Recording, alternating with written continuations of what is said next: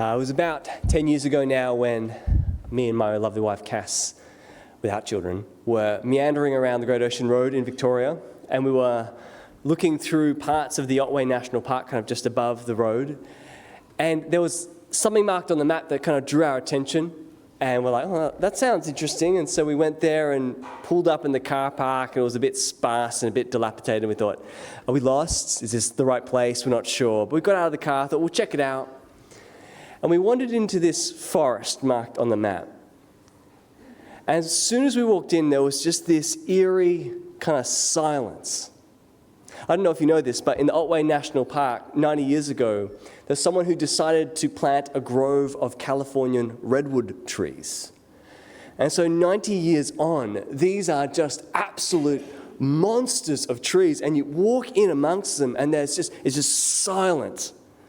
And you're just drawn upwards. And Cass and I were just wandering around in silence, just awestruck with what was before us.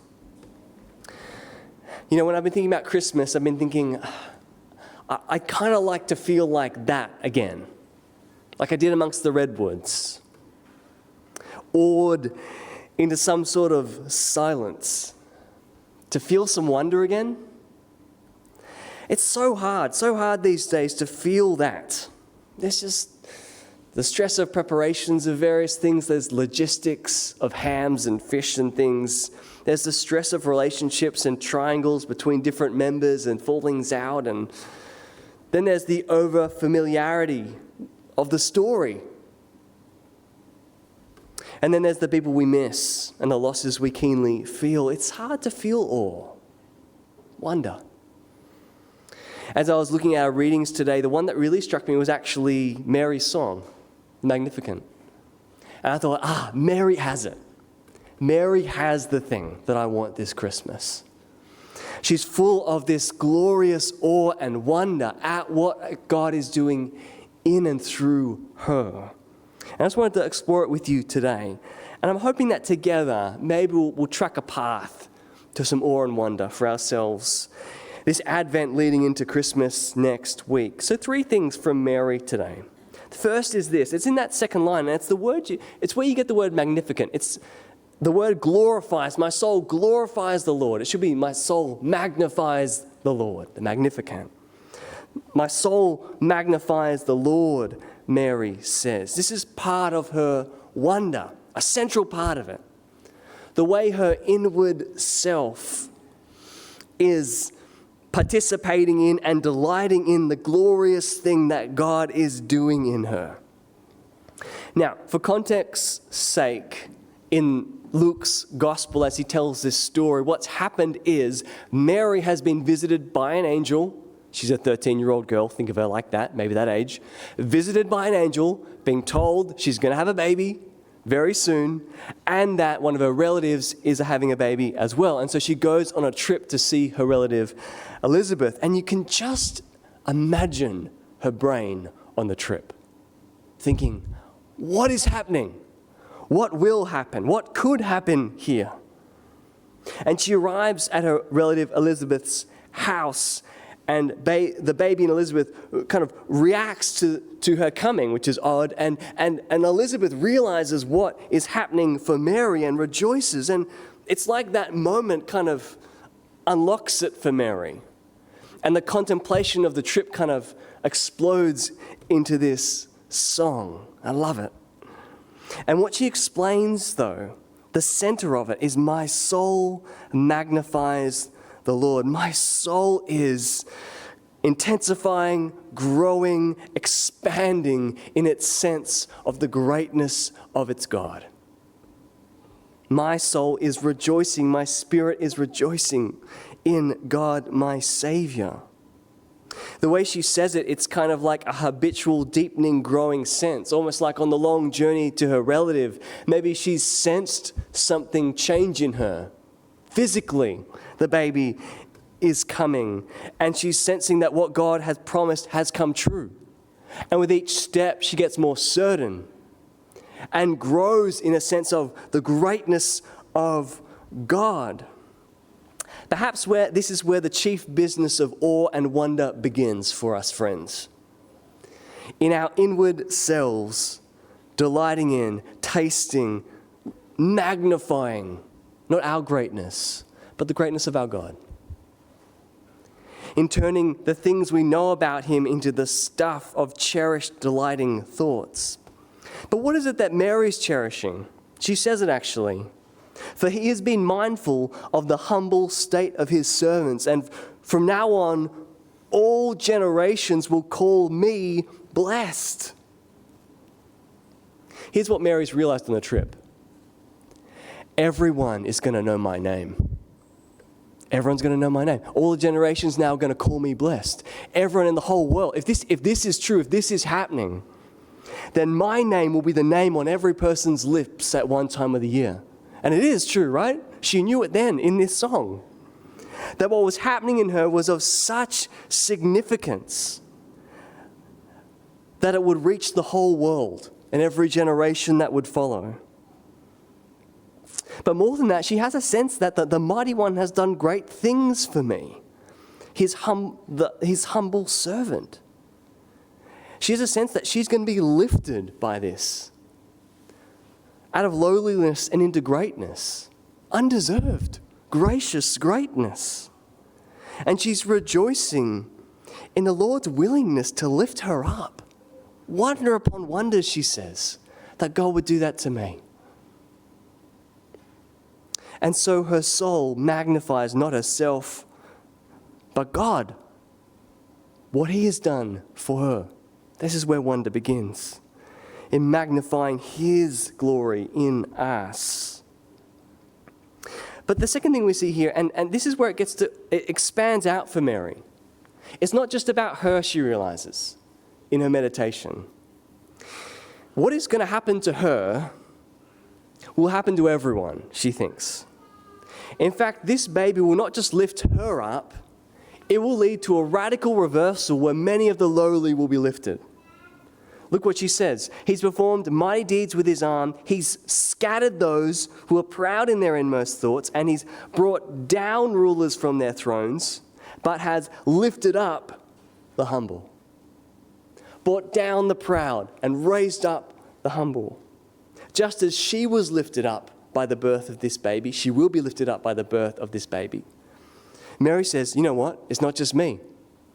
This baby is going to lead to a great reversal, to an ultimate political change, to a catastrophic alteration of the way things have always been. This baby will rip down the proud, the violent, the haughty, those who think much of themselves in their inmost thoughts. Notice how it's the difference? You can magnify yourself or you can magnify the Lord. For those who magnify themselves, they will be pulled down. The hungry will be filled with good things, but the rich will have what they have taken from them. This is startling words from a 13-year-old, don't you think? Highly political.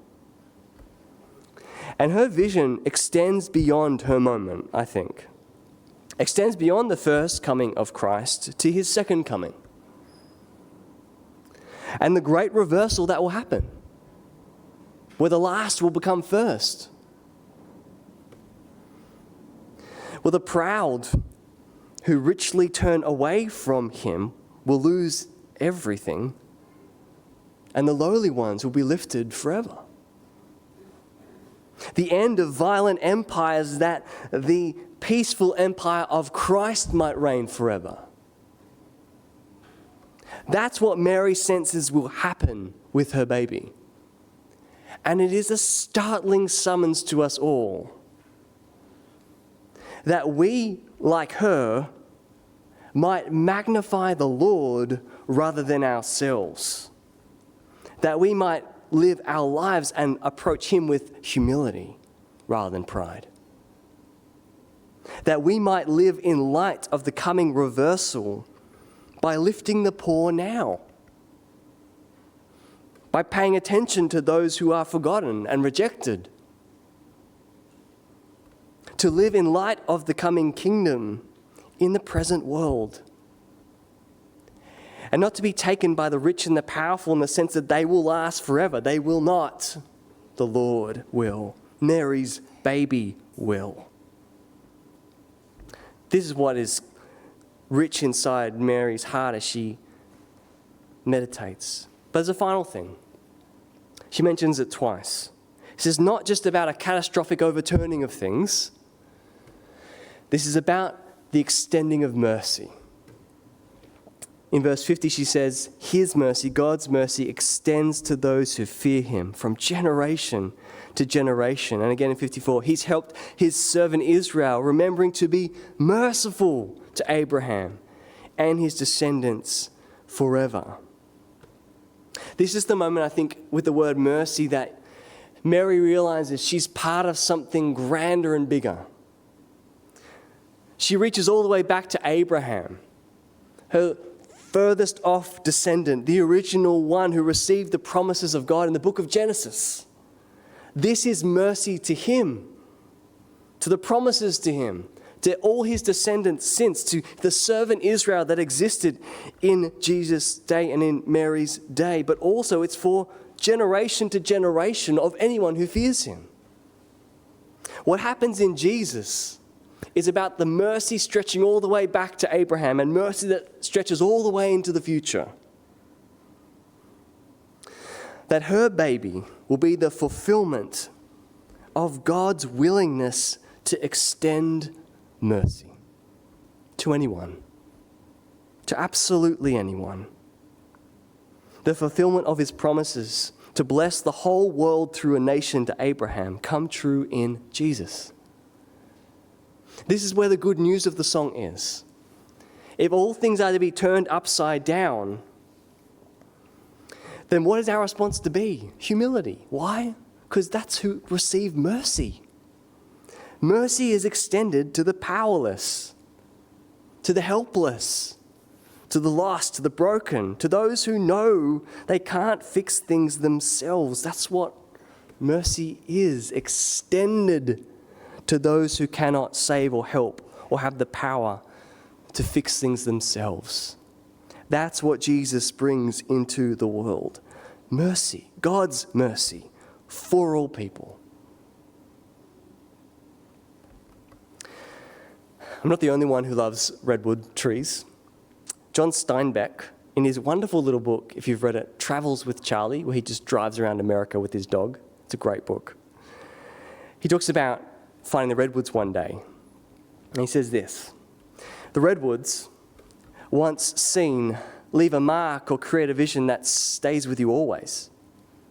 No one's ever successfully painted or photographed a redwood tree. The feeling they produce, it's just not transferable. They're not like any trees we know. They are ambassadors from another time. Ambassadors from another time. These glorious ancient things that have just sprung up in the midst of a normal Australian forest. That's Jesus Christ, an ambassador from another time, sprouting up in the soil of our earth in the womb of Mary. The one who comes with the power to overturn all things, yet he will do it how? Through his mercy. Jesus Christ, who was high, became low to extend mercy to us, that we might be lifted up forever. So friends, can I encourage you to find some awe and wonder in Christmas? Maybe wander the redwoods of the magnificent and magnify the Lord in your soul, of what he will one day do, and of the mercy he extends to you in the present.